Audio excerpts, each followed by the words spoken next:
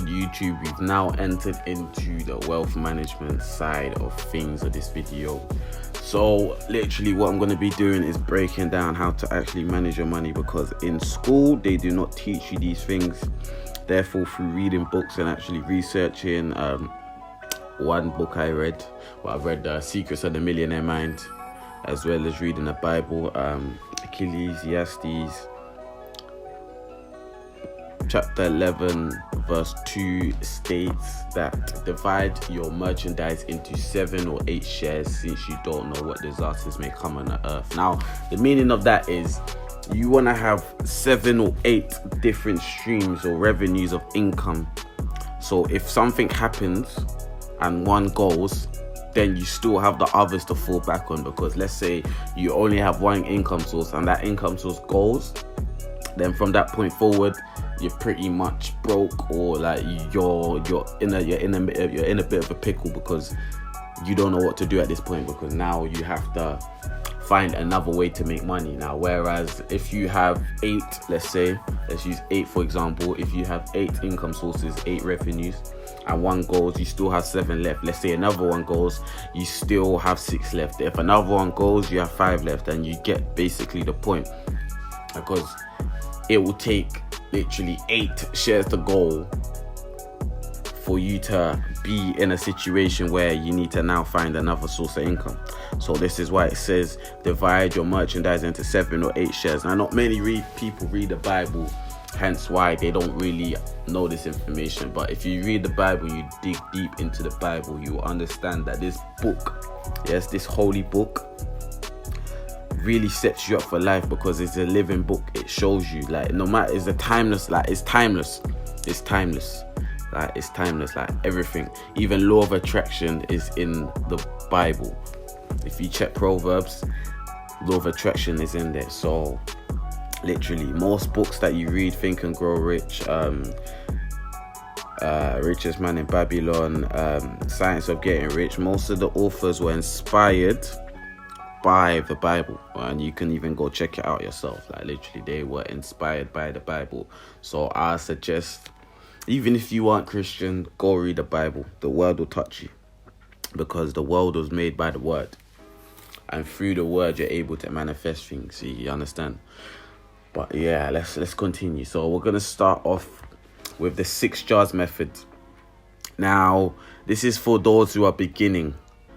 So let's say you don't really have many income sources like that yet, but you want to know how to divide your money up. So first of all, what you want to do is put 50% of your income aside for necessities. Now, necessities are your everyday life things. So this could be food, bills, basically things that you have to pay for on a monthly basis, literally monthly or weekly basis, that you have to pay for things that are essential. Like, everyone needs food, everyone needs water, everyone has to pay their bills like gas, electric, rent, etc. So that's 50% that goes dedicated towards that. Now, the other side of things, the other 50%, which is divided into intervals of 10, is for saving for certain things. Yeah, because it is good to save, because if you don't save, how are you meant to invest? If you have no savings, you can't really invest, can you? Because all the money that you have is literally there for spending. Now, if you're saving, then when it comes to certain situations, you have money to fall back on. Now, let's say you have 4 avenues or 5 avenues for saving, then you're good, because let's say you have your rainy day fund, and then all your other funds are there for a certain purpose. Okay, so let's dig in. So 10% financial freedom jar. And now, everyone knows that one day, I know for sure one day that I'm going to be financially free. So if you want to be financially free, you might as well start saving for that now. Even if you're saving as little as £10, in due time it's going to add up, because let's say you create now, through that financial freedom jar, you have a business that can enable you to get financial freedom, then you know what I'm saying, you use that money there to invest. So financial freedom jar. So this is basically for financial freedom. And I'll say all the leftover money, let's say from your necessities, if you spend all your leftover money, let's say you've your bill is, let's say you paid $250 a month for rent, let's say, for argument's sake. I know in most places you won't be paying you probably be paying more. Let's say you have $250 a month, but you have £300 there. So you spend, let's say, £300 and you get £50 carried over. Then you can use that £50 carried over and reinvest back into your savings jars. Now that's probably the smartest thing to do. Even when you go out, you go shopping and you've got a bit of change left, reinvest back into your savings jar, because you don't know how much that's going to equate to by the end of the year. Remember, there's 365 days in a year. So if you're consistently saving, and during the year it will vary, because one day you might put £5 inside, one day you might put £20, one day it might be £1, but all of these things add up and every little helps.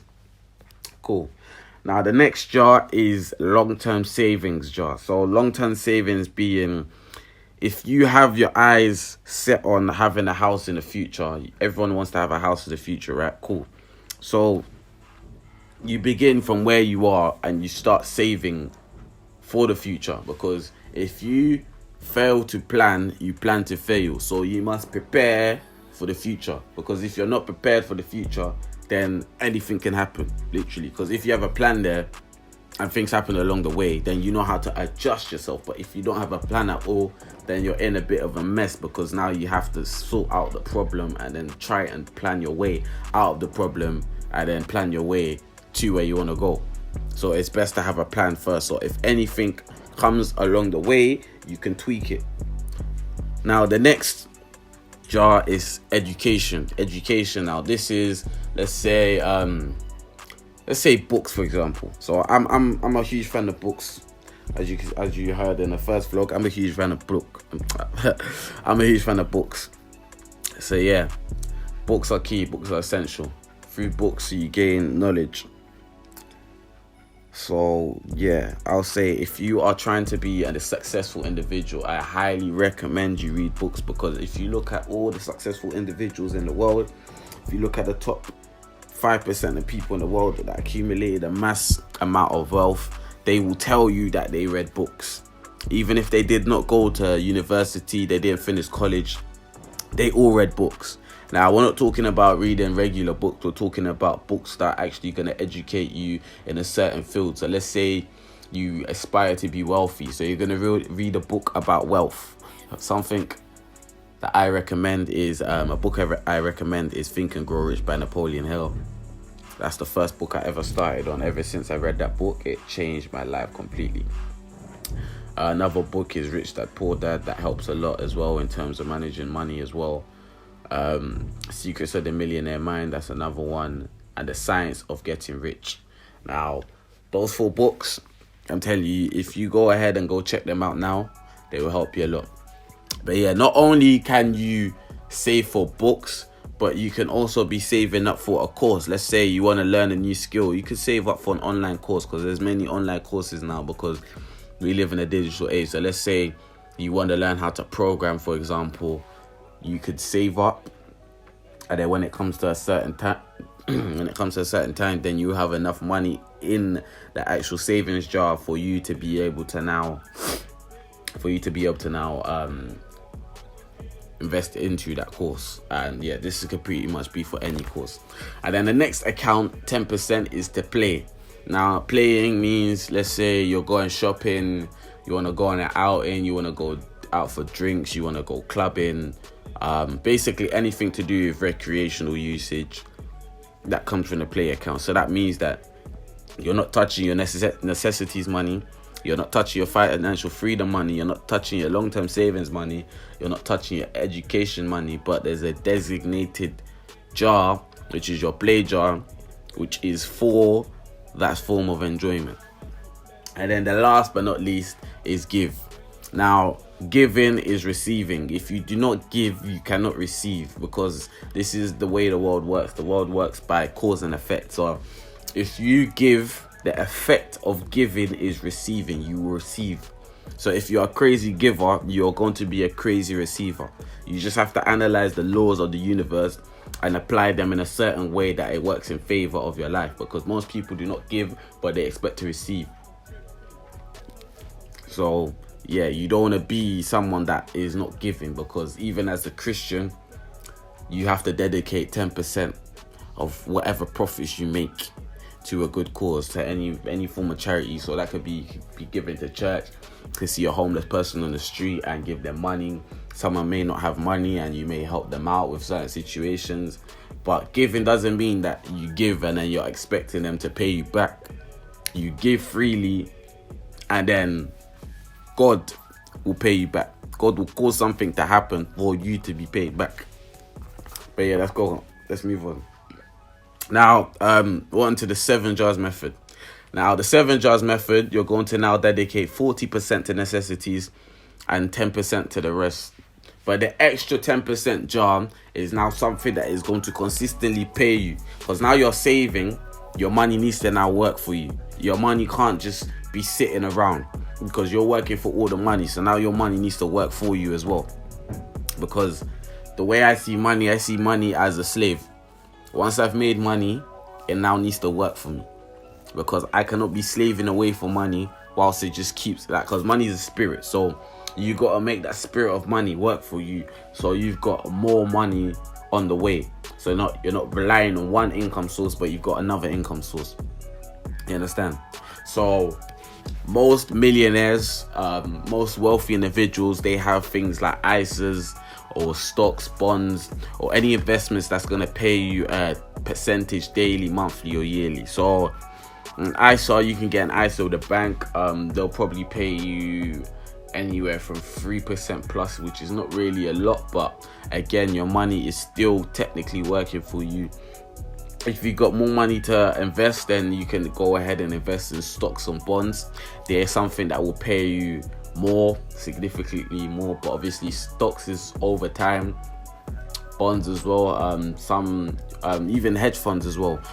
Certain bonds or stocks will pay you dividends quarterly. So that means for holding that in particular stock, every quarter, so every 3 months, you will be getting paid a certain amount just for holding that stock. Now that's basically residual income, because now you've invested your money once, and now because you've made that investment, you've made that sacrifice, now you are getting paid consistently forever and ever in your sleep, as long as you hold that stock. Even if that stock is not performing, just for holding that stock, you will get paid.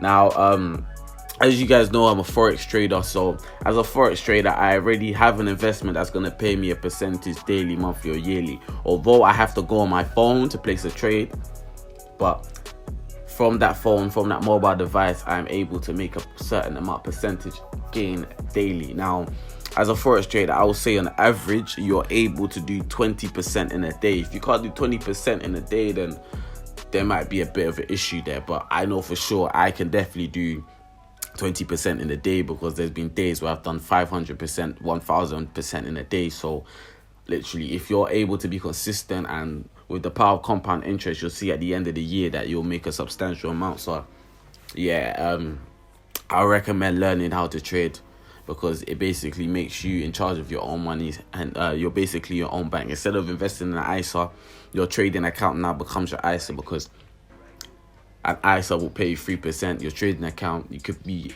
even 10% a day, can still do something for you, because that is now 200% a month. 200% a month. You do that for a year, and then now you've got a significant amount, and that's simply just because of trading consistently with 10%. So now that's 2,400% every single month. Every single year, my bad. Every single year, that's 2,400% over 3%, and that's completely better than that amount of percentage. Okay, so let's continue. Now we're on to the 8 jars method. The 8 jars method again. Now you reduce how much you put to your necessities, so that's 30% now, and the rest is 10% again. Now, we've already covered the ISA, stocks and bonds. Now, the next is a residual income paying business. So that a business that is going to pay you residual income. Now, you could have an online business that pays you a residual income. Like with me, I have a travel website that you can get the cheapest flights, hotels, car rentals, and you can get taxis. Now that, as long as people use that website, I get paid for every single click basically. And that's a form of residual income for me because I've set up that website once and now that website continuously pays me every single day, every single week, every single second pretty much. So, and that's the power of residual income. Now you can also have an e-commerce store. Let's say you put an investment. You could put an investment for as little as £500, and then you can have like one item, 2-3 items that you're selling, and all you have to do is just have Instagram, Facebook ads running, and as long as that product's being advertised and people are purchasing, you're making a residual income because you've set up that website once and now you're getting paid in your sleep. So whilst you're sleeping, someone could be ordering, and that's the power of residual income.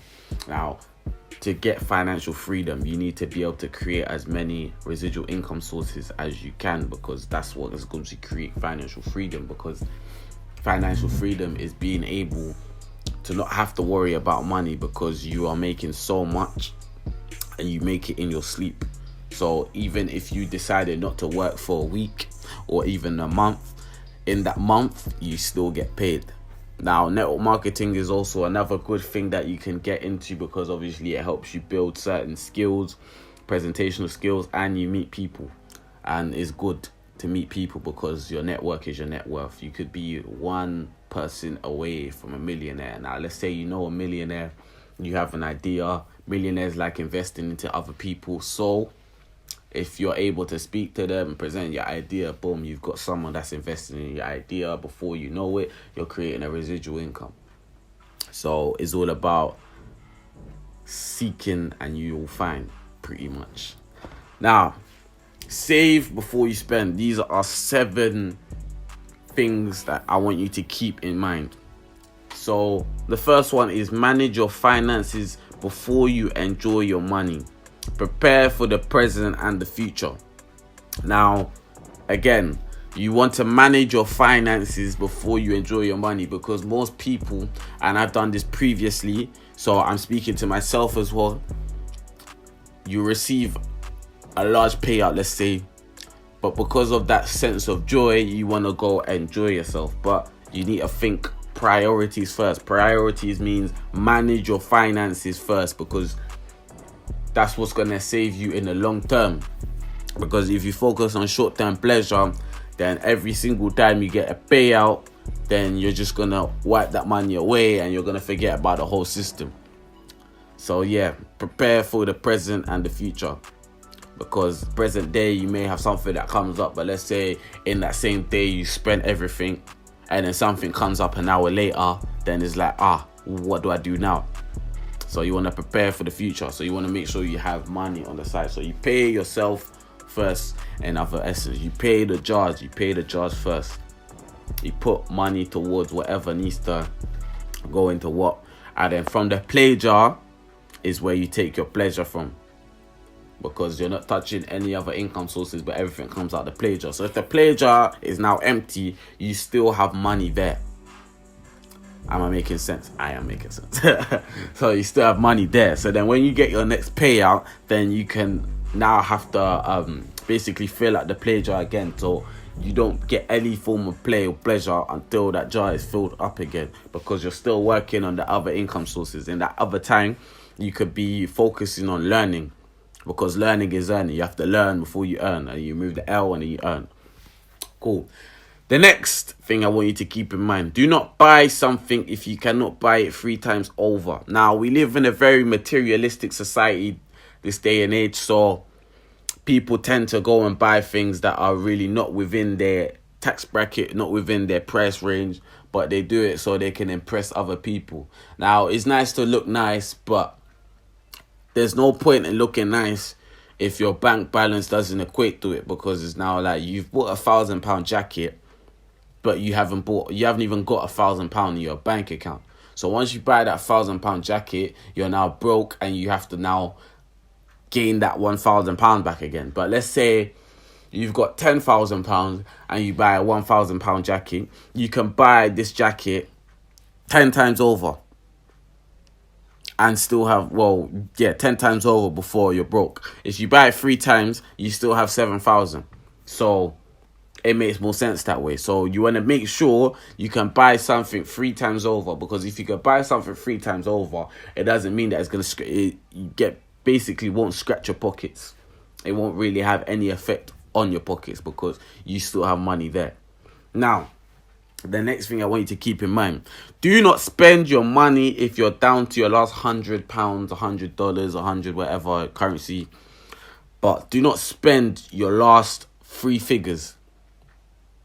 Literally, do not spend your last 3 figures. Some people, it may be more, but I just put £100 as a base because obviously I may have younger viewers watching this video. So obviously, as a younger, you probably won't be around the bigger figure range. So do not spend your last 3 figures. I'll say, do not spend your last 3 figures. So let's say you're on 1,000, you go down to 900. Do not spend your last 3 figures. And I repeat, do not spend your last 3 figures, because once you spend the 3, you're down to 2, and before you know it, you're down to 1 because of spending. So when you get to your last 3 figures, you want to make sure you're finding means of ways to grow that 3 figures so it can come back to you. Now, the next thing is pay yourself first always. This just goes back to the first point. Pay yourself first always. So before you pay any form of bill or whatever, pay it into your jars first. Pay it into your jars first. And then out of the money paid into the jars, you can now pull out whatever amount you need to pay for that bill or whatever you need to pay for. And then the next one I want you to keep in mind is learn a skill that will pay you money.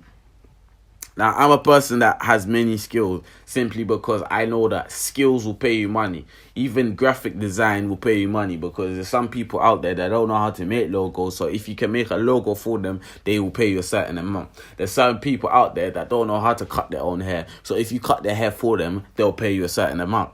There's certain people that don't know how to do makeup. So if you do their makeup for them, they will pay you a certain amount. There's certain people that don't know how to do hair. So if you could do their hair, they'll pay you a certain amount. Again, with nails, etc. Literally, skills will get you paid.